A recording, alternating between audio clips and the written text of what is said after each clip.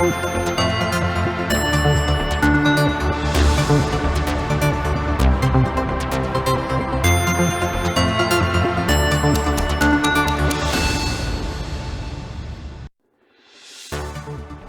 زينة بجنوسايداو كينات تግራይ 5 بليون دولار عنوت كم زጋጠማ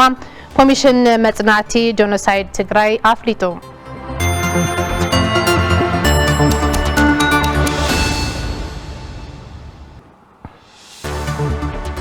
ካብ ልምዓት መስኖ ልዕሊ 1.3 ሚሊዮን ኩንታል ምርት ንምርካብ ከም ዝስራሕ ቢሮ ሕርሻን ሃብቲ ተፈጥሮን ትግራይ አፍሊጡ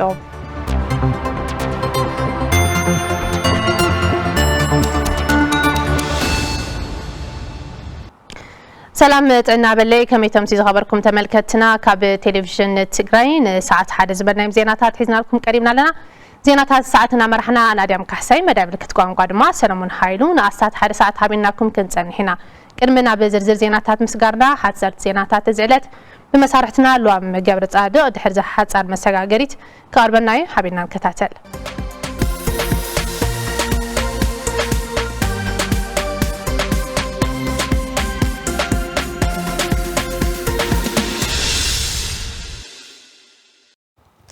يا غني لي عديم سلام طعنا هبلي كم يصنحكم خبركم تملكتنا نزعلت زوز مرصنا يوم حصرت زيناتات حيزنا قريبنا لنا نامنا يفلما زينا نسكر ኣብ ክልል ደቡብ ኢትዮጵያ ከተማ ጅንካ እንታይነቱ ንምፍላጥ ጻዕር ዝግበረሉ ዘሎ ሕማም ሄሞራጂክ ፊቨር ሕዳር 3 2018 ዓመተ ምህረት ሚኒስትር ጥዕና ኢትዮጵያ ከም ዝተረኸበ ኣመላኺቱ ዛጊድ 8 ሰባት በቲ ሕማም ተጠርጢሮም ብምትሕባር ሚኒስትር ጥዕና ኢንስቲትዩት ጥዕናን ቢሮ ጥዕና ታኽልልን መንቀለት ሕማም ንምፍላጥ ጻዕር ይግበር ከም ዘሎ ተገሊጹ ስለዝኾነ ኩሉ ሕብረተሰብን ዝምልከቶም መድረክ ተኣካላትን ሚኒስትር ጥዕና ተወሳኺ መብርህ ክሳብ ዝህብ ክትግበሩ ዝግብኦም ጥንቃቐ ማለትውን በአፍን አፍንጫን ካልኦት ክፍለ አካላት መፍሳስ ደም ረስኒ ተቅማጥን ተምላስን እንትረአ በእዋኑን ኣብ ትካል ጥዕና ምኻድን ምርመራ ላብራቶሪ ምግባርን ወሳኒ ምዃኑ ቢሮ ጥዕና ትግራይ አብሪሁ ምልክት ምስ ተራእዩ ሰብ ዘይምንኽኻን ኩሉ ግዜ ኢድካ ብሳኒታይዘር ወይ ብማይ ሳሙናን ተሓጺብካ ምጽራይን መከላኸሊ መንገድታት ምዃኖም ቢሮ ጥዕና ትግራይ ዘውጽኦ ሓበሬታ የመላኽት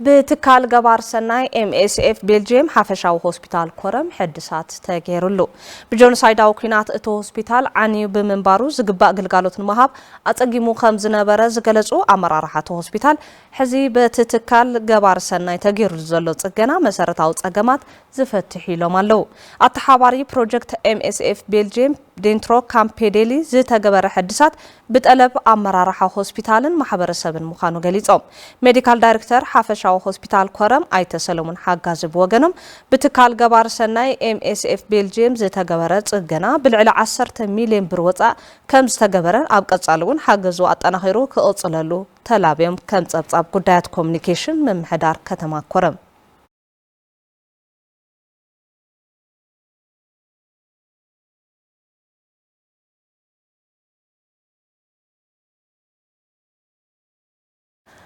ኣብ ወረዳ ኣጽቢ ካብ ዕዳጋ ረቡዕ ናብ ኣጽቢ ዝወስድ ዝተባላሸወ 29 ኪሎ ሜትር ዝንውሓቱ ጸጸር መንገዲ ዳግም ከም ዝጽገን ምክትል ፕሬዝደንት ጊዜያዊ ምምሕዳር ትግራይን ኣካብ ቦርድ ኢንተርፕራይዝ ስራሕቲ መንገድታት ትግራይን አይተ አማኑኤል አሰፋ ገሊጾም እቲ ዝተባላሸወ መንገዲ ምጽጋኑ ከም ዝሐጎሶም ዝገለጹ ነበርቲ ከተማ ደራ ኣብ መሰረተ ልምዓት መብራህቲ ማይን ስልክን ዘለው ጸገማቱን ክፍትሑ ሓቲቶም ኣብ መሓዳሪ ወረዳ ኣጽቢ አይተ መዝገበ ግርማይ ን15 ዓመታት ዝጸንሐ ሕቶ ጽርግያ መንግስቲ ምላሽ መሃቡ ብምምስጋን ኣብ አቅርቦት ማይ ዘሎ ጸገም ንምፍታሕ በታ ወረዳ 9 ሚልዮን ብር በጀት ተታሒዙሉ ከም ዘሎ ገሊጾም ኣብ ምዝዛም ዝርከብ ጽገና መንገዲ ዕዳጋ ሐሙስ ዕዳጋ ዓርብን ተበሲሩ ዘሎ ጽገና መንገዲ ዕዳጋ ረቡዕን ኣጽብን ኣብ ዓመት ተዛዚሙ ግልጋሎት ክህብ ዝተዋደደ ክትትል ከም ዝገብሩ ሓላፊ በዓል መዚ መንገድታት ትግራይ ኣይተ ነጋሽ ኣርኣያን ዋና ፈጻሚ ስራሕ ኢንተርፕራይዝ ስራሕቲ መንገድታት ትግራይ ኣይተ ሙዕዛ ጽባሃን ሓቢሮም ብሰንኪ ኩናት ዝበጽሐ ዕንወት ብሓደ ግዜ ክሓዊ ዓቕሚ ስለ ዝሓጽር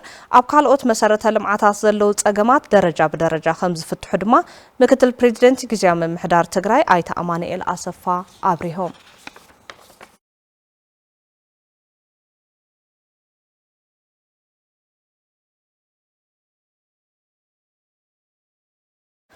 ዓለም ለኻዊ ባንክ አንበሳ ልዕሊ 800 ሜትሮ ዝንውሓቱ ሓጹር ዋና መንገዲ ከተማ ዓድግራት ከም ዝጽግን ኣፍሊጡ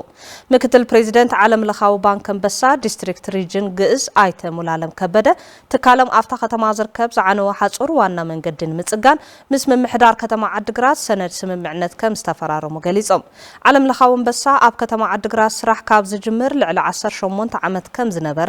ከም ዝገበረን ኣፍታ ከተማ ብርክት ዝበለ ቅርንጫፍ ከም ዘለዎን ዝገለጹ ኣይተ ሙላለም እቲ ህንጸት ኣብ ውሽጢ 3 ሰሙን ከም ዝዛዘም ድማ ረድዮም ከንቲባ ከተማ ዓድግራት ኣይተ ረዳኢ ገብረ እግዚአብሔር ዓለም ለኻዊ ባንክ አንበሳ ዝገበረ ኣበርክቶ ብምስጋን ካልኦት ትካላት ፋይናንስ ውን ኣሰሩ ክስዕቡ ተላምዮም ከም ጸብጻብ ጉዳያት ኮሙኒኬሽን ከተማ ዓድግራት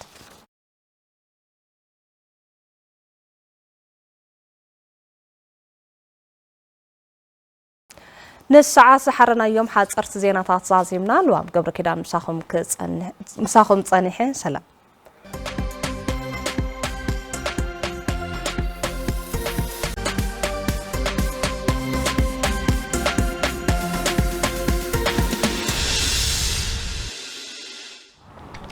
نحاصرت زينات لوام عزينا نمسكن تنقصل بزرزنا بزحزنا يوم زينات هنا كنسجل بجنوسايداو كينات تግራይ 5 ቢልዮን ዶላር እንወት ከም ዘጋጠማ ኮሚሽን መጽናዕቲ ጆኖሳይድ ትግራይ አፍሊጦም እዚ ዝተገለጸት ኮሚሽን ኣብ መሰረተ ልማዓታት ዘጋጠመ እንወትን ኪሳራን መሰረት ገይሩ ከካይዶ ጸነሐ መጽናዕቲ ዕላዊ ኣብ ዝገበረሉ እዋንዩ ደረሰ ብርሃነ ተኸታቲሉ ወላ ኮሚሽን መጽናዕቲ ጆኖሳይድ ትግራይ ጥቅዓታ ንስትዮ ተመዛበልቲ ብርሰት ሃፍቲ ተፈጥሮ ዕንወት ዘፈር ማሕበራዊ አገልግሎትን አጽኒዑ ዕላው ክገብር መጽኑሕ ይዝከር ሐዚ ድማ ኣብ ዕንወትን ክሳራን መሰረተ ልማዓት ከካይዶ ጸንሐ መጽናዕቲ ዕላው ገይሩም ኮሚሽን መጽናዕቲ ጆኖሳይድ ትግራይ የማነ ዘርአይ ኣብ ትግራይ ዘጋጠመ ጆኖሳይድ ስዒቡ 5 ቢልዮን ዶላር ዝግመት ዕንወትን ኪሳራን ከም ዘጋጠመ ገሊጾም ብዕንወትን ኪሳራን 5 ቢልዮን ዩኤስ ዶላር ዝግመት ጉዳት ዘካተት ይኸውን ኣሎ ማለት እዩ እዚ 5 ቢልዮን ክርኢት ኣለና ብዕንወት 2.03 ቢልዮን ዩኤስ ዶላር ዝምልከት ክኾን ተሎ ብኪሳራ ድማ 2.97 ቢልዮን ዩኤስ ዶላር ዝሕዝ ይኸውን ኣብቲ ዶኩመንት ከም እንሪኦ ካብዘን 5 ዓበይቲ ንኡስ ዘርፍታት ውሽጢ ትዝበዝሕ ዕንወት ተመዝገበ ኣብ ማይ እና ንጽህና ዘርፍ ወይም ዋሽ water sanitation and hygiene ንብሎ ተመዝገበ እዩ ናብ 1.8 ቢልዮን አጠቃላይ ጉዳት ተመዝግበሎ ማለት እዩ ኣብዚ ዘርፍ እዚ ኣብዚ ናይ ማይ ክድሪት ኣለና 70% ናይ ዋሽ ግልጋሎትና ብልዑል ደረጃ ታርጌት ተገይሩ ኣብ ከተማን ኣብ ገጠርን ንጹህ ማይ ይረክብ ካብ ዝነበረ ህዝቢ ውሽጢ 3.6 ሚልዮን ህዝቢ ንኽልተ ዓመት ልዕሊኡን ማይ ተረኸበ ጸኒሕ እዩ ልዕሊኡን ዝብሎ ዘለኹ ንምንታይ እዩ ክሻብ ህዝቡን ገሊኡ ተጸጊኑ ገሊኡ ዘይተጸገነ ስለዝኾነ ተኻልኣዋይ ትራንስፖርት እና መገዲ ዝባሊ ትራንስፖርት ዝርዘርፍ እዩ ኣብቲ ጽሑፍ ተረኽቦ ኣብ ዝርዝር መገዲ እውን ኣብኡ ከም ዘሎ ክትርድኡና ይደሊ 1.5 ቢልዮን ዩኤስ ዶላር ዕንወትን ኪሳራን ኣመዝጊበሎ ሙሉእ ጉድኣት ማለት እዩ ኣብዚ ብዓብይ ጉድኣት ካብ ዝበፅሖም ውሽጢ 79% ሃይ ዳሜጅ በፂሕ ኣሎ ብጣዕሚ ተጎድአ ምዃኑ ንርኢና ኣብ ኣገልግሎት ኣብያተ መዘጋጃ እውን ልዑል ዕንወትን ክሳራን ከም ዘጋጠመ ኮሚሽነር የማነ የብርሁም ብገንዘብ 784 ሚልዮን ትሕቲ 1 ቢልዮን ዘመዝገበ እዩ 60% ሃይ ሌቭል ዳሜጅ በፂሕ ኣሎ ኢን ተርምስ ኦፍ ኢፌክት ብጣዕሚ ዓብይ እዩ ናይ ከተማ ግልጋሎት ስለዝኾነ እቲ ኪሳርኡ ኣብቲ ኢኒሽን ይዝረአ ኪሳራ ግን ኣብ ህዝቢ ንሂ እዩ ዘይተመዝገበ ሰፊሕ ኪሳራ ዘለዎ እዩ ምናልባት እውን እቲ ኢፌክቱ ዳሓር ዝረአ እዩ ብፍላይ ሰነዳት ኣብ ምጥፋእ ዕላማ ተገይሩ ከም ዝዓነወን ዝጠፍአን ኮሚሽነር የረድም ኣርካይቭ ብገንዘብ ተዝትመን ብዙሕ ቢልዮን ዝኸውን ንዚ እውን ኣብቲ ተገልጋሊ እንታይ ኢፌክት እንሂዎ ዝብል ህዚ እዩ ዝመጽእ ኣርካይቭ ዘይብሉ ሙኒሲፓሊቲ እንታይ ክገብር ከም ዝኽእል ክትርድኡ ትእሊኹም ብዙሕ ፎርጀሪ ይመጽእ ኣሎ ኣብ ማዘጋጃ ቤት ኣርካይቭ ወይም ደሞ መዛግብቱ ድሕር ኣፌክትድ ኮይኑ ፎርጀሪ ተልዩ ክስሳት ተልዩ ኣብ ማሕበረሰብ ቅልውላው ውሽጢ ይዘቱ ሓይልን ሰዓትን ዝምልከት እውን ካብቶም ኣዝዮም ዝዓነው መሰረተ ልምዓት ምዃኑ ተሓቢሮም ኢነርጂ ተሪእና 550 ሚልዮን ዩኤስ ዶላር ብባዕዱ ቀሊል ይኾነን ብዙሕ እዩ ኣብ ናይ ኢነርጂና ፓወር ልዕሊ 85% ዝኾና ኣቶ ኢንፍራስትራክቸር ዓብይና ብጣዕሚ ዓብይ ዕንወት ዝገጠመ እዩ ማለት ዓብይና ብጣዕሚ ዓብይ ዕንወት ማለት ሃይና ቬሪ ሃይ ዕንወት ተተሂሉ ሪፕሌስ ክግበር ዘለዎ ክትካይ ዘለዎ ሙሉ ብሙሉ ብተወሳኺ ሚድያ ኣይሲቲን ቴሌኮምን ብዝለዓለ መንገዲ ከመ ዝዓነው ኮሚሽነር ኮሚሽን መጽናዕቲ ጆኖሳይድ ትግራይ የማነ ዘርአይ ሓቢሮም ናይ ሚድያ ቴሌኮምና ኣይሲቲ ዘርፍ ድማ 326 ሚልዮን ዩኤስ ዶላር እዩ ዕንወትን ኪሳራና መዝጊቡ ኣብ ኮሚሽን መጽናዕቲ ጆኖሳይድ ትግራይ ላዕለዋይ ተመራማሪ ማእኸል መጽናዕቲ መሰረተ ልምዓት ኢንጂነር ዳንኤል ሓጎስ ብወገኖም እቲ ዝተኻየደ መጽናዕቲ ብፌደራል መንግስቲ ዝመሓደሩ መሰረተ ልምዓታት ፕሮጀክትታትን ከም ዘየጠቃልል ሓቢሮም ዝተኻየደ መጽናዕቲ ኣብ ውሽጢ 2 ዓመት ማለት ክሳብ ውዕሊ ፕሪቶርያ ዝሽፍን እንትኸውን ዞባ ምዕራብ ትግራይ ኣየካትትን ቢሮ ሕርሻን ሃብቲ ተፈጥሮን ትግራይ ሎሚ ዘበን ልዕሊ 70,000 ሄክታር መስኖ ብምልማዕ ልዕሊ 1.3 ሚልዮን ኩንታል ምርቲ ንምርካብ ይንቀሳቐስ ኣሎ ኺሉ ኣብ ክልል እዚ ንዘጋጥም ናይ ነዳዲ ሕፅረት ምስ መንግስቲ ፌደራል በመዘራብ ፍታሕ ከም ዘናድየሉ ድማ እቲ ቢሮ ኣፍሊጡሎም ወያንተ ብዙነ ተኸታቲልዎ መርሃዊ ተስፋይ ድማ ከም ሰብ ክቐርበልና እዩ ኣብ ወረዳ ሓውዜን ኣዝመራ ብምልዓል ብኣዕታርን መስኖን ንምሽፋን ምንቅስቃሳት ይግበር ከም ዘሎ ሓላፊ ዘፈር ቁጠባ ኣይተበረ ሃይላይ ተዛሪቦም ሓረስታይ ምስ ሕዘለ ናይ ዝናብ ከየርክዎ ብምስካ ቀልጢፉ ንዓፀደ ኣብ መስኖ ከባቢ ዘለውን ናብ መስኖ ብጠሊ ክለምዕ ዝኽእል እውን ብጠሊ ሽምብራ ሳዕሳዓ ዝበሃሉ ኣብ ከባቢና ክኾኑ ዝኽእሉ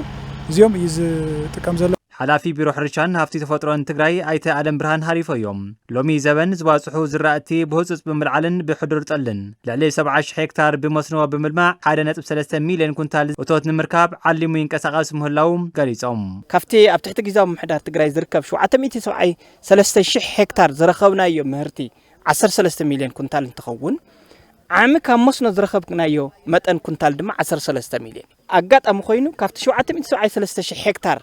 ናይ ጽድያ ምህርቲ ዝረኸብናዮ ምህርትን ካብታ 70,000 ሄክታር መስኖ ዝረኸብናዮ ምህርትስ ኦልሞስት ማዕረ ማለት እዚ ማለት ኣብ መስኖ ብስፍሓት ሓደ ኢንተንሲፋይ ብምግባር ታውታት ብስፍሓት ብምጥቃም ካልኣይ ብስፍሓት ብምእታው ቢልና እንድሕር ሰሪሕና ኮይና ዳርጋ ማዕረት ናይ ጽድያ እቶትን ካብኡ ብላዕልን ረኽበሉ ንኽእል ዕድል ዘሎ ምዃኑ ዘርእየካ ኩነታት ኣሎ ማለት ኣብ ወረዳ ሓውዜን ብመካናይዝድ ሕርሻ ንስራሕቲ ማሕረስና ነጥፉ ዝረኸብናዮም ስራሕ መካየዲ ለምለም ኢትዮጵያ ኣይተጉሩ ማጽፋ ጠለብ ምትእትታው መካናይዜሽን ሕርሻ ልዑል ምዃኑን ኮይኑ ግና ሕፅረት ነዳዲ ንኹሉን ምብጻሕ ጸገም ይፈጥር ኣሎ ኢሎም ናይ ክራይ ማለት እዩ ምስ መንግስታዊ ይኹን ምስ ኤንጂኦታት ምስ ውልቀ ገባራት ክራይ ስራሕትን ሰርሒና እቲ ዲማንድ ለሎ ብክልል ደረጃ ዳርጋ ማሊክ ኣልዩ ሓረስታይ ንሕና ክነርክዖ ይኽኣልና ሙሉእ ኣቕርቦት እኒአና ብተን ለለዋና ግን ልሙሉእ ሓረስታይ ወረዳና ኳስ ምሽፋን ለብኒ ይኽእለሉ ደረጃ ኢና በፂሕና ሓደ እቲ ናይ ነዳዲ ለሎ ጸገም እቲ ዋጋ ክነጀምሮ ከለና ብ250 ቅርሺ ኢና ጀሚርናዮ ካብኡ ግን እቲ ድልየት ላልዓለ ብልኸደ ቁፅሪ እስካ ለሰዓት 5,000 ኢና ንሓረስ ለና ህዚ ማለት ነቲ ዘሎ ሕፅረት ነዳዲ ምስ ፌደራል መንግስቲ ብምርድዳእ ክፍታሕ ጻዕሪ ይገብሩ ምህላዎም ኣይተ ዓለም ብርሃን ሃሪፎዮ ወሲኾም ገሊፆም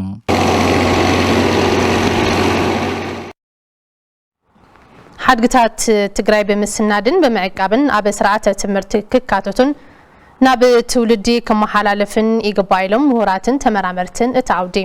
እዚ ዝተገለጸ ምስናድ ሓድግታት ትግራይን ህንጸት ወለዶን ብዝብል ፕሮጀክት ን11 ኣዋርሕ ዝተኻየደ መጽናዕቲ ሓድግታት ዕላዊ ኣብ ዝተገበረሉ እዋን እዩ ታደለ ዳኘው ተኸታቲልዎ ኣሎ እያሱ በርሀ ድማ ከም ሰብ ቀርቦ እዩ ካብ ዩኒቨርሲታት መቐለን አዲስ አበባን ዝተውጻጹ ምሁራትን ተመራመርትን ምስናድ ሓድግታት ትግራይን ህንጸት ወለዶን ብዝብል ፕሮጀክት ን11 ኣዋርሕ ኣብ ሓድግታት ዘካይድዎ መጽናዕቲ ዕላው ገይሮም ኣተሓባሪ እቲ ፕሮጀክት ተመራማሪ ስነ ከባቢ ሓድግታት ቱሪዝምን ፕሮፌሰር ሙልጌታ ፍስሃ ትግራይ መበቆል ስልጣንን ቦካሪት እምነታትን ከመ ዝኾነት ብምግላጽ ኮይኑ ግና ብተደጋጋሚ ብዘጋጥሙ ተፈጥራውን ሰብ ስራሕን ሓደጋታት ሓድግታት ትግራይ ኣብ ሓደጋ ይርከቡ ኢሎም ብሓድግታት ተህዎ ዘሎ ዓለም ካፍቶም ቀዳምቲ ዝበሃሉ ሓደ ኢና ማለት እዩ ኩሉ ሃፍታትና ኣብ ደገ ዘሎ ኣብ ቤተክርስትያን ዘሎ ኣብ ገዳማት ዘሎ ሃፍታትና እዩ ሓድግታትና ብብዙሕ መንገዲ ብተፈጥሮን ሰብ ሰራሕን ኣብ ብዙሕ ፀገማት ይርከቡ ሓደ ሓዲኡ ሸለል ናይ ምባል መሊስና ዘይምፅጋን ዘይምሕፃር ብጸላኢ ናይ ምጉዳእ ናይ ስርቆት ወዘተ ነገራት ኣለውና ማሕበረሰብና ብዝበለፀ ሓድግታቱ ንኽፈልጥ እንድሕር ጌርና ትዝኒአን ጸላልዩ ናይ ተፈጥሮ ይኹን ናይ ሰብ ሰራሕ ሓደጋታት ክንቋቆም ኢልና ስለ ዝሓሰብና እዩ ፕሮጀክት ካይድና ብሓፈሽ ናይ መንግስቲ ናይ ማሕበረሰብ ናይ ቀጻሊ ወለዶ ኣቴንሽን ይደልዮ ማለት እቲ ዝተኻየደ መጽናዕቲ ሓድግታት ትግራይ ካብ ዘለዎ ሓደጋ ንምድሓን ኣብ ስርዓተ ትምህርቲ ንምክታትን ዝዓለመ ከመ ዝኾነ ዝሓበሩ ፕሮፌሰር ሙልጌታ ጥንታዊ ሓድግታት ታሪኽን ባህልን ትግራይ ንምዕቃብን ናብ ወለዶ ንምስግጋርን ብመልክዕ መጽሓፍ ፎቶን ቪድዮን ከመ ዝተሰነዱ ድማ አብሪሆም ነቲ ሕብረተሰብና ብቪድዮ መልክዕ ኮይኑ ሓድግታቱ ካብ ቀደም ካብ 5000 ዓመት ነጋሪዮሽ ጀሚሩ ክሳዕ ሕዚ ዘሎ ታሪኽ ህልው ባህሊ ሓድጉ ብዝበለፀ ዝፈልጥ ሕብረተሰብ ንምፍጣር እዩ ንመዋዕለ ህፃናትን ንማእኸላይ ብርኪ ተምሃሮን ከም መጣቀሲ ኮይኑ ኣብ ቀጻላይ ግን ከም ቴክስት ቡክ ኮይኑ ወይ ከዓ መምሃር መጽሓፍ ኮይኑ ከገልግል እዩ ናይ ታሪኽ ናይ ህልው ባህሊ ሓድግታትና ንሃይ ስኩልን ዩኒቨርሲቲ ተምሃሮን ከም መጣቀሲ መጽሓፍ ኮይኑ ብሰለስተ ዓይነት ቀሪበሎ ማለት እዩ ምክትል ሓላፊት ቢሮ ባህልን ቱሪዝምን ትግራይ ወይዘሮ ዘነቡ ሓለፎም ትግራይ ወናኒት ብርኪ ዝበሉ ዝድህሰሱን ዘይድህሰሱን ሓድግታት ከመ ዝኾነት ብምግላጽ ሓድግታትና ንምዕቃብ ምሁራትን ተመራመርትን ትግራይ ዝጀመርዎ ስራሕ ዝናኣደ ስለ ዝኾነ ተጠናኺሩ ክቅጽል ኣለዎ ኢለን እዞም ሃፍትታት እዚኦም ኩርዓትና እዮም ናይ ኤገለ ንብሎም ይኹኑ ናይ ወለድና እዮም ናይ ሓባር ሃፍትታትና እዮም ናይ ኪነ ህንጻ ድዩ ናይ ስርዓተ ትምህርቲ ድዩ ናይ ስርዓተ መንግስቲ ድዩ ሕሉፍ ታሪኽ ወለድና ክብርታትና ምዕቃብ ጥራሕ ለይኮነስ ናይ ባዕልና ታሪኽ ምስራሕ እውን خالي جزء عيونا سلالخونة إحنا نقوم بعقمنا نصحفهم نجارات اللو بزي ملك سنيد خام مقامات جن ناي مجمرة ونيخون سلاللو لقود لنا معرارنا مخاركعة كم بيرو ناتنا سرح نخالي وناي متحوار سرح ناتنا أيوة حركات تجري إن معقبن في المسحب توريزم من مجبرن استوارد سرح حزب منجستن زتقلب كما زخون دما ويزرو زنبو أجنزيبان ሕብረተሰብ መልዕል ሓደጋታት ቃጸሎ ሓዊ ኣብ ምክልኻል ልዑል ጠመተ ክገብር ጻውዒት ቀሪቡ ኮምፕሬሄንሲቭ ስፔሻላይዝድ ሆስፒታል አይደር ኣብ ምክልኻልን ሕክምናን ሓደጋ ቃጸሎ ሓዊ መልኪቱ ንሰሙያ ሕክምና ስልጠና ሂብሎ ኃይለስላሴ ገብረ ሚካኤል እቲ ስልጠና ተኸታቲሉ ሰብሰብሳብ ኣዋዲድሎ كورد مخن تابع كرر عدش هوز مسؤول أيت محمد نجوس مسألة بزبط كبير حدقة قاصل إلكتريك نبه هوسبيتال عيدر ريفرت بهايلم كم زمت يمز قلتم. أنا بهزون لا يفلتي سب على وهو حنفرس على وهو كي يفعل السبع دامسو تعبلو مسؤول دامسو سوق السوداء دلك عني. وده زي زوجت زي بوقتنه بزي بوقته كل نفس بوقتنه هذي نشتي. مهكم جنزب هجرت هزوني كانوا قد أفلا لحسواني لبلاني أفلا ولكودو بحيل مرفي بستفعلالي حركات زمتو كاتولوتات نمكل خالن جنزاب السمية نمعباين علمو كبستفعلالي طبيعات عنا كتمام قلن زمتو السمية حكمنا سلطنا هيم كم زلز جلس دما أب كومبريسيف سبيشالايز هوسبيتال عيدر حلفك في المتبحث حكمنا بلاستيكن ريكونستراكتيفن دكتور عشان في تبارك بسنك قاصلو نبت هوسبيتال ببورحو كاب عسراس كاب سالس حدش تتحكمتي كم زمتيوم زحبرهم ببورحو ناو عيدر ريفرز بهالو عمومات كاب عسرا كساب سالس خوني خير بما أخلا زيوم حدش تقاصلو يوم كالي بعبي وزلو تصقمجن تايو دحر قاصلو زمص ناي اكلات حدقا ايو لذي زي مزحت يوم كنكالهلهم نخيلينا ስለዚህ ካፍቲ ዋና ናይቲ ስልጠና ዓላማውን ብዙዩ ሰልጠንት በወገኖም እትዝረኸበው ስልጠና ኣብ ምክልኻልን ሓደጋን ትበጽሕ ድማ ኣብ ምሕካምን ዘጋጥሙ ጸገማት ኣብ ምፍታሕ ከም ዝሕግዞም ይዛረቡ ሓሪፍ ስልጠና ነይሩ ያው ቀድሞ ከዚና ሰርሕና ንነበርና ግን ሓደሽቲ ነገራት ልመጹ ነይሮም ዝራእናዮም ነገራት ነይሮም ስለዚህ ኣብቲ ሕብረተሰብ ሓደ كجور الجبوت نقاطات على كفت حاوي بفلاي بزحزي هساونتي ببزح يموتنا اللومو زم هساونتي بزح بتلوم دو كولجيت بحوق خلي خليات يوم زوج برو بس تجاوي خانمات نيفكتر نخلي حمامات قالوا زلزلة قالوا خنجورز جبنا زحوا الماء ناويدو ورياو كنفسلو كو ناو قربنا زركبت لنا تابع خيرنا أول خنا نقول قالت كرخم مقار መጀመሪያ ቃጸሎ ከጋጥም ከሎ እንደገና ታይታይ ንገብር ከም ዘለና ኣብቲ ሕብረተሰብ ናይ ተሓሳስባ ለውጥ ክነምጽእ ኣለና ኢለ ይሓስብ እዚ ስልጠና እዚ ኢቨን ሰሙያታት ያው ኣፍልጦ ክዝገብር ስለሆነ ጽቡቅ ኢለ ይሓስብ ኣነባብራ ህዝብና ንሓደጋ ቃጸሎ ዘቃልዑ ዝበሉቶም ሰሙያ ብፍላይ ኣብ ህጻናት ዘጋጥም ሓደጋ ኣብ ምቕናስ ልዑል ጥንቃቐ ክግበር ጸዊዖም ብፍላይ ኣብ ገዛ ክራይ ዝነብር ሰብ ከዓ ክሽንኡ ምኝታ ቤቱ ኩሉ ነገር ሓደ ዝኾነ ነገር እሱ ህፃውንቲ ኣብ ለይ ግን ይወስ የኮታት ኤሌክትሪክ ልሓጽ ሃርሊላ ኤሌክትሪክ እዚ ህፃውንቲ መብዛሕትኦም ክጫወቱ ነው ኣፎም ግዛዕ ስለዝትዎ እዚ ቸክ ንገብር ነርና መብዛሕትኡ ለጋጥመ ህጻናት ስለሆነ خيجاتم كل خالي هون سجاتمه طلع حكمنا نخلص مقباري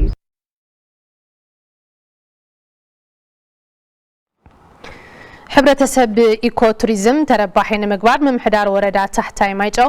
ምስ ቢሮ ባህልን ቱሪዝምን ትግራይን መድረክ ተኣካላትን ኮይኑ ሓላፍነቱ ክፍጽም ከመዝግባ መምሕዳር ገዳም ደብረ ቦንኮል አቡነ መድሃኒ ነግዚ ጸዊዕሎም ቢሮ ባህልን ቱሪዝምን ትግራይ በወገኑ ልዕሊ 700 ዕድመ ዘቁፀረ ገዳም ደብረ ቦንኮል አቡነ መድሃኒ ነግዚ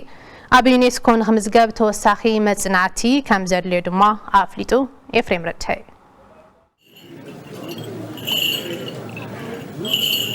ገዳም ደብረ ቦንኮል አቡነ መድሃኒ ነግዚ ካብ መማእኸሊት ወረዳ ታሕታይ ማጨው ከተማ ቁሮማራይ ንኣንፈት ሰሜን ምብራቅ 8 ኪሎ ሜትር ተጓዒዝካ ይርከብ ገዳም ደብረ ቦንኮል አቡነ መድሃኒ ነግዚ ጥንታውነቱ ዘረጋግጹ መጽሓፍቲ ብራና ነባዕቲ መስቀል ህያባት ሃጸይ ሴፋራድ ንጉሰ ነገስት ሃጸይ ዮሐንስ ራብዓይን ካልኦት ቅርስታትን ከም ዘለው መምህር ቅኔ እቲ ገዳም አባ ገብረ ሚካኤል ገብረ ዋህድ ገሊጾም ኣብቲ ገዳም ብርክት ዝበሉ ጥንታውያን እጽዋት ከም ዘለውን እዚ ድማ እቲ ገዳም ንተኽሊ ምትካልን ምሕብሓብን ልምዶም ከም ዝኾነ ዘመላኽት ከም ዝኾነን አባ ገብረ ሚካኤል ይዛረቡ ማይ ዘለዎ ቦታ ኮነን እዚ ምንም ምስ ማይ ዝተረሓሓቀና ኢና ታውና ሒን ይፈላሱ ናይ ኢዱ ፍጻም እናገበረ ንህፃን ተኽሊ ከዓቢ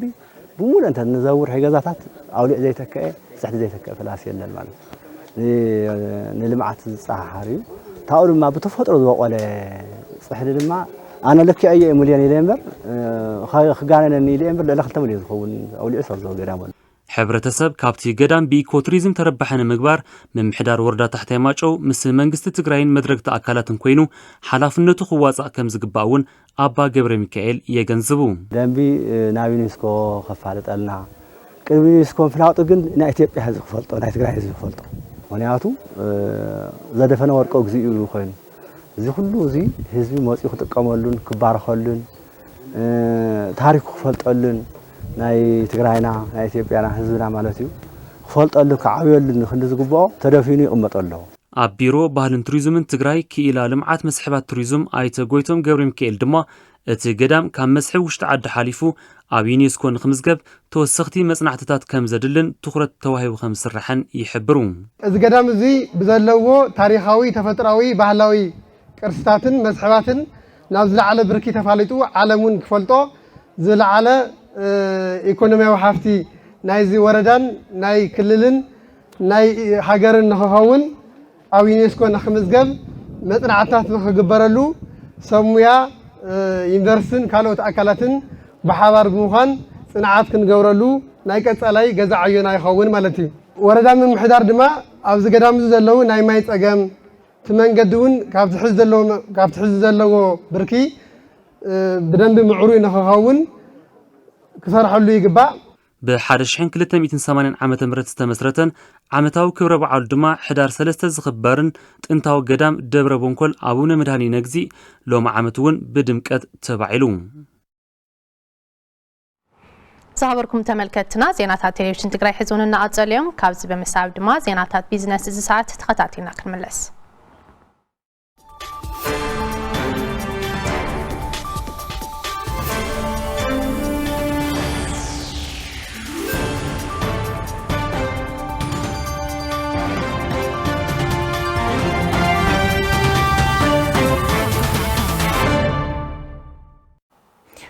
سلام كرات تملكتنا نسعى استداليو زيناتات بيزنس حيزنا قريبنا لنا مسانا صنحوم ممحدار ورد حوزين مهرت صبا كب بمبال تتقامنت دراسواتن مناسين مرغاص يسرح لغيلوم اب تግራይ 48 ንقባብታት ንልምዓት ሃፍቲ صبا ምቹዋት ተባሂለን ከምዝ ተፈለያን መፍራይነት ንሙሳኽ ደማ ይስራሕ ምህላው ቢሮ ሕርሻን ሃፍቲ ተፈጥሮን ትግራይ ኣፍሊጠሎም ንጸብጻብ ወያንተ ብዙነ ኢየሩሳሌም ገብረ መድህን ኣብ ወረዳ ሓውዜን ጣብያ ደብረ ህይወት ስድራ ስዋኣት ተጋደልትን ደቂ ኣንስትዮን ብዝረኸቦ ዕድል ኣብ ጻባ ላሕሚ ተዋፊረን ይሰርሓ ከም ዘለዋም ኣባል ካብተን ዝተወደባ ወይዘሮ ኣጽባሃ ካሕሳይ ይዛረባ። ደቂ ኣንስትዮ 15 ኢና ተወዲብና ብዝተዋሃበና ረቕሓ መሰረት ካብኡ ማእኸልና ስድራ ስዋኣት ኣካል ጉድኣት ካብ ምግዳል ተመሊሰን ኣካለን ዝጎደላ ደቂ ኣንስትዮ እውን ኣለዋና ደቂ ኣንስትዮ ጥራሕና ክንውድብ ከለና ብዝተዋሃበና መሰረት ብኢንዴፕ ዝበሃለ ድርጅት ተወዲብ ክንሰርሓ ትኽእላ መልሙሉ ተባሂሉ ተመልሚሉ ፍቃደኛታት ምዃንና ኣረጋጊፆም ቦታ ክወሃበና እውን ተገይሩ ስልጠና እውን ኣብ ሓምለ ከባቢ ኣብ ፍርቂ ሓምለ እንዳሓር ከባቢ ስልጠና ወሲድና ናብ ተግባር ስራሕቲ ንምእታው ከባቢ 1.625,000 ቅርሺ ተዋሂብና ኣብ መዓልቲ ካብ 11 እስካብ 12 ይሕለዋ እየን። ምክትል ኣመሓዳሪን ሓላፊ ዘፈር ቁጠባን ወረዳ ሓውዜን ኣይተበርሃ ሃይለም ኣብ ወረዳ ሓውዜን 19 ናይ ጸባ መንደር ዝተመሓየሸ ጨገረት ላሕሚ ብምትእትታው ተጠቃምነት ደቂ ኣንስትዮን መናእሰይ ንምርግጋጽ ይስራሕ ከም ዘሎ ይገልጹ። ናብ 54 የውፅኡ ኣለዋና ማለት እዩ። ስለዚ እዚ ትካላውነት ክንብል ከለና በዓልተን ተንጣዋታት ዛጣዋ ንሪኣ ዘለና ኣብተን ትካላውነት እያ ካልኦት 6 ብኤስኤንቢ ብሪጅ ሆርት ዝድገፍ ኣለዋና። ስለዚ ትካላውነት ግን ባዕለን ክኢለን ዝሰርሓ እየን። ያው ዩኤንዲፒ ኣብ ዳግመ ሕውየትን ህንፀትን ስራሕ ዕድል ብምፍጣር ካብ ዝሰርሖ ዘሎ ስራሕ እዩ። ኣብ ቢሮ ሕርሻ ምክትል ሓላፍን መተሓባበሪ ዘፈር ሃፍቲ እንስሳን ምህርቲ ዓሳን ኣይተተኽላይ ገብሩም ኣብ ትግራይ 48 ዕቁር ሃፍቲ ጸባ ዘለዎን ከባብታት ብምፍላይ መንደራት ጸባ ብምፍጣር ካብ ሕድሕድ ናይ ላሕሚ ጸባ ኣብ መዓልቲ ካብ 1 ክሳብ 4 ሊትሮ መፍራይነት ጸባ ብምውሳኽ ዕድል ስራሕን መፍራይነት ጸባን ውፅኢት ጸባን ንምውሳኽ ብፓኬጅ ትካላውነት ሒዙ ይሰርሕ ምህላው ገሊጾም ከባቢ 4 ሊትሮ ኣብ መዓልቲ ካብ ሓንቲ ላሕሚ ንውስኸሉ መንገዲ ንፍጠር ኣብ ዓመት እኳ 200 ላክቴሽን ሊንክ ጸባ ዝህዋሉ መንገዲ እንተሃሊ በርባዕቱ ባዛሓይ ማለት እዩ። ከግን ቤንችማርክ ስንወፅሕ እንተኾና መጀመርያ ካብ 1 ሊትሮ ንጀምር ተናእሰብ ሓንቲ መዓልትስ ሓንቲ ላሕሚ 1 ሊትሮ ትውስኸሉ መንገዲ ተናዓንቶ ዘና ፓኬጅ ተጠቒምና ማለት እዩ። ናብ ትግራይ ክጽንዕ እንተሎ ኣብቲ ኮሚኒቲ ቪሌጅ ዘይብሉ ከባቢ 9 እዩ ዘሎ ማእኸላይ ማለት እዩ። ኣብተን ኮሚኒቲ ቪሌጅ ዘለዎን ምስታይ ሰንብ ኮይና ስራሕ ግን 11 ሊትሮ ኣብ ሓንቲ ላሕሚ በፂሑ ኣሎ ማለት እዩ። ስለዚ ፕሮሚሲንግ ካብ ላዕለን ከደለና ወሰኽ ግን ኣለዎ ለተንተረፈና ነገር ብቐጻሊ ናደገፍና ታስርዓት ክትንደገፍና ነጠናኺርና ሞያዊ ስልጠና እውን ጋብ ተሃልዮም ህዝቡን ናብ መላእና ንኸዶ ንምገድ ፈጢርና ናብ ትክክለኛ ትራክ ንኣትን ንኽእል ኢና። ማሽን ተጠቂሞም ዝራእቶም ይክቡ ብምህላዎም ካብ ዝተፈላለዩ ወጻእታት ከም ዘድሕኖም ሓረስቶት ወረዳ እንደርታ ገሊጾም መሰረቱ ሕርሻ ንዝገበረ ኢንዱስትሪ ንምምዕባል ግደ መካናይዜሽን ወሳኒ ከም ዝኾነን ቢሮ ንግዲ ኢንዱስትሪ ትግራይ ኣፍሊጦሎም መካናይዜሽን ሕርሻ ብምጥቃም ዝራእቶም ንምእካብ ብዘመናዊ ሜላ ይጥቀሙ ከም ዘለውን እቲ ሜላ ድማ ቅድሚ ሕዚ ካብ ዝነበረ ዘይተደለየ ወፃእን ግዘን ከም ዘድሕኖም ሓረስቶት ወረዳ እንደርታ ገሊጾም ኣለዉ። መኼዳ ዝሳለጠላ ማሽን ብጣዕመ ሜካኒካል ኢንጂነሪንግ ተመሪታ ናብ ኣገልግሎት ከም ዝበቕዐትን ሕርሻ ትግራይ ንምዝማን ድማ ካልኦት ስራሕቲ ሜካናይዜሽን እናተኣታተወ ከም ዝርከብ በዓል ዋና ትካል ኢንጂነር ጣዕመ ገብረ ሚካኤል ሓቢሩ። ዳይሬክተር ርክብ ህዝቢ ቢሮ ንግድን ኢንዱስትሪን ዳዊት ገብረ ጻድቕ መሰረቱ ሕርሻ ዝገበረ ኢንዱስትሪ ንምምዕባል ግደ ሜካናይዜሽን ሕርሻ ወሳኒ ከም ዝኾነን ኣብቲ ዓውዲ ዝነጥፉ ወገናት ብቐጻልነት ምብርትታዕ ይግባእ ኢሉ ሪፖርተርና ንስሓ ተስፋይ ከም ዝጸብጸበቶ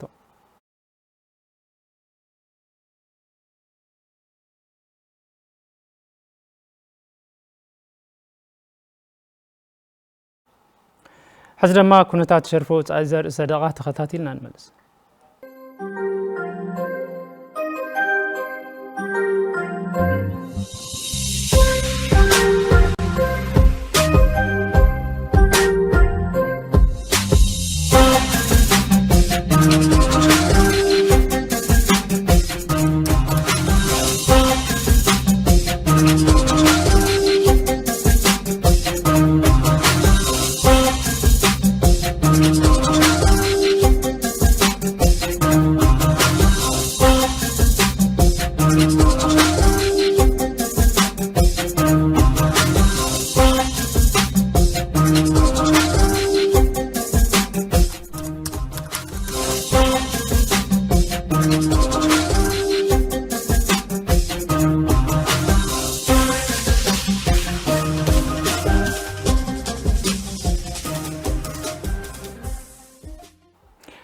ዜናታት ቢዝነስ ዛዚምና ሰላም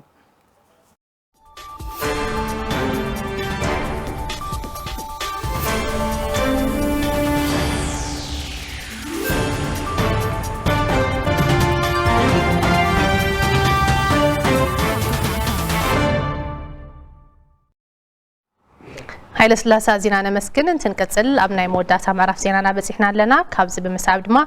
زيناتات سبورت زي ساعات بحبن كحساي قاربنا يحزون تانيحتكم مسانا يخون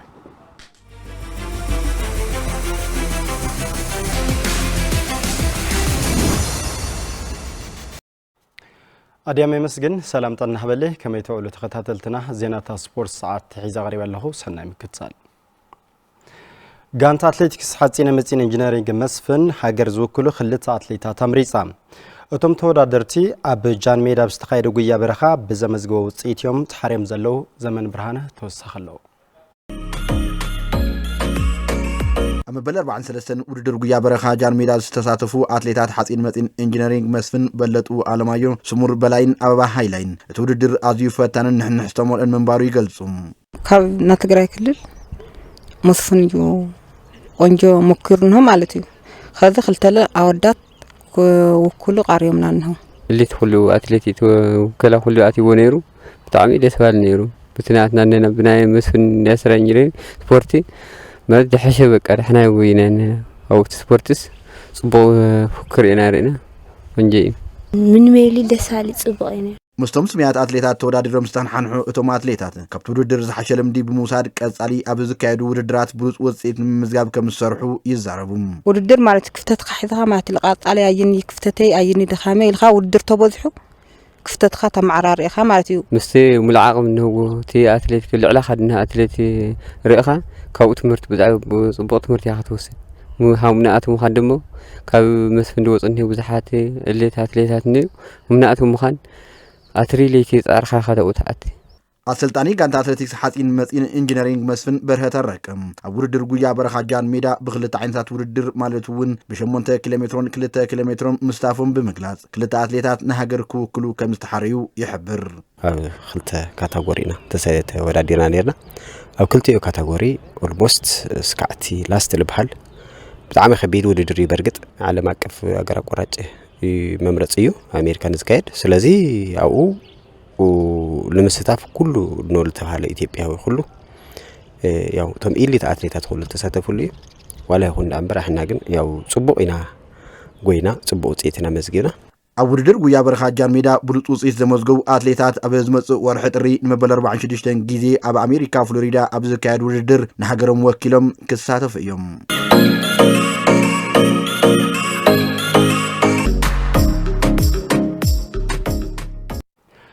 غانتا بشكليتا ترانس إثيوبيا حدشتي تقدادمتي كم زفرمة تفليتا أتم حدش فرمتي بتزرخوا عدل تتقيمهم أبزل على الدرجة نوصح كم صور ما قريصو معلو قبرك زابير سادلا كواني تحدرا أبز قربا أوان كاب بروجيكت بشكلتا كفلوم كتمع الدقرات نابغانتا ترانس إثيوبيا ست أمبرت بشكلتنيا نابغانتا ترانس إثيوبيا مفراما كم زحقوسا زتغسات بشكلتنيا كواني تحدرا زنار وزيت ممزقا برتعا كم تسرح لما تقلص ترانس إثيوبيا بدن بتنكرها صريحة صبق وزيت كمتي الحسو نغطس فلتي تورد فرانس يخساتف لدلي تقررمتي ديك أنسيو وطرن نكبزح دما تمتك وهون كام زقبا كواني تحدرا ملغتا أم حلاليفا ترانس إثيوبيا سفح عدل غيرلناي زي عدلون كقصلني أو زي بزحت توادرتي حدشتي إني أو زحزي كأولا لك قصلني ويلي الحسب زندك أنستيم برتع الجبر مالتي أبيل بلايون أبال جانتا ماونتين بشكلتا رايت ما عد جراس نمرة خينوك إدما 4 ورحين أب جانتا ترانس إثيوبيا كمزفرمة يحبر أبي زمن وردر خلتشين 10 شمون تنعم تمرت بلوز وزيت ممزجاب يدالو مهلاون إتي بشكلتنيا يزارب ماونتين روت زيت حريفي من ميلي أو زحشو زيت لازم تسأنا لنا وز جانتا مزيلا بمرتا ترانس إثيوبيا نزجبر لنا كل عينتنا ما ترى لهم كل حاجة ذات كمسجني دلي كعلمنا تخوينه تاري بوغاتشر كاوز عدت تخوينه كعمن أمان إلتولي مدن أسلطاني غانتا بشكلتا ديك يانستيو ترانس إثيوبيا هايلي ميكيل فريون أسلطان غانتا بشكلتا ديك توعاتيو تتكال محاري دورن تكالهم نحدثي تورادرتي عدلي كم زلو يغنزوم بهمت ديك توعاتيو لخاي موزعتيهم كام ماونتين تملموليو أو ديك أنستيوون هم هذا سلسل هنا قولوا كام ماونتين نمزينا لنا الناتي بدون بحدشتي تتكاتين لا تكانا ينخلل لنا غازل توسنا قلعونا في أماني لا أماني الخدالوا كاب تحدش عمت بعضهم كاب ناي تروح جميل قال توسخت دما كفتن ناي وردا ماونتين كخصم له عد قرات اللوا تن حشم قصقاس للو نبدا كنستيو كغاتنون توسختي كبروجكت كنا نسينا لنا نحسب لو عمت مالتهم مبزحتهم وصيم يمتهم سنه زنبرو تزوصلو مخنيات ون كابزي انترناشونال مالت كابزي زحاشه غانتاتاتنا بكونتيننتال زااتو منقد استفطر ነገር አለው አብካለውን በخال ጥቅማ ጥቅሙ ዝኸዱ ነገር ኩሉ እዮም ካብኡ ዝተረፈ ግን ኣብዚ ሕጂ ዋን ዘለና 9% ወይ ድማ 9 ሰባት ሓድሽ እዮም ሓደ ሰብ ጥራይ ነባር ዘለና ስለዚ 9 ሲኦም ማለት ካብ ዓሚ ማውንቴን ደብጻሪዮምን ናይ ለም ዘበን ድማ ብምሎም ልዕሊ 7% ድማ ሎም ዓመት ካብ ማውንቴን ደብጻናይምና ናሽቶ ቆልዕት እዮም ስለዚ 9% ናይቲ ጋንታ ብናሽቶ ኢና መሊና ዘለና ማለት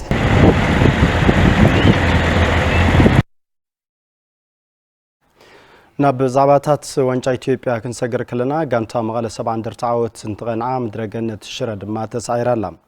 خلاج درقطمات برك زول مرها قبرتا استسالت خوينو مغل 70 እንደርታ ንፋሲል ከተማ ገጢማ ሓደን ባዶ ተዓዊታ قدم عرفتي اب مبل 6 دقيقه شناففتو بزقصرا بحتاويت جول مغل 70 እንደርታ ዓወት ቀንዕዋ ናብ ሳልሳይ ዙር ሓሊፋላ مدرجنة الشرا بمشال سلسلة بارد رتيعة كابتن حنح وزاو خينالا دحر رفتي تتناخيرا بمئتاو عاود صغنع مشال نابزغط السور وانتساقا كبرون برهان نابنايب على القول يسويفتار ركن عبد الكريم وركون دما قولات صوتور صوت خوينو مالو اب خالوت مرها قبرتات هاديا حسانا مس نقلي ارسي حارن حارة تفلالين بفزم قلاع نقلي ارسي شمونتن شوعات رتيعالا دريداو كتما ولا الهوسه حدن بعد عوتن تقنا بحر دار كتما دما نشجر كتما خلتن بعد رتيعتا بربع غانتا ولوال يونيفرسيتي عدغرات ولا الولايتا دچا خلتن بعد عوت كم زمزغبت يذكر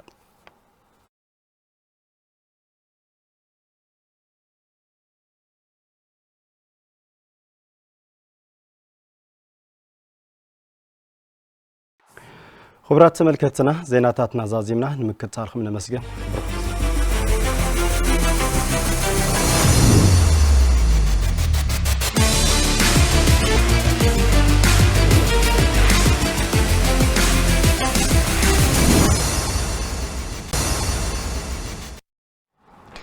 زخبركم تملكتنا زيناتات قانقا تغرينيا بزينا كنزازم سنصنيحكم نمكتالكم كاولبينا نمسكن زيناتاتنا مرحنا ناديام كحسين بمدام ملكت قانقا دما سلامون هايدو حبيرناكم مصنيحنا ببزلهما سنكسا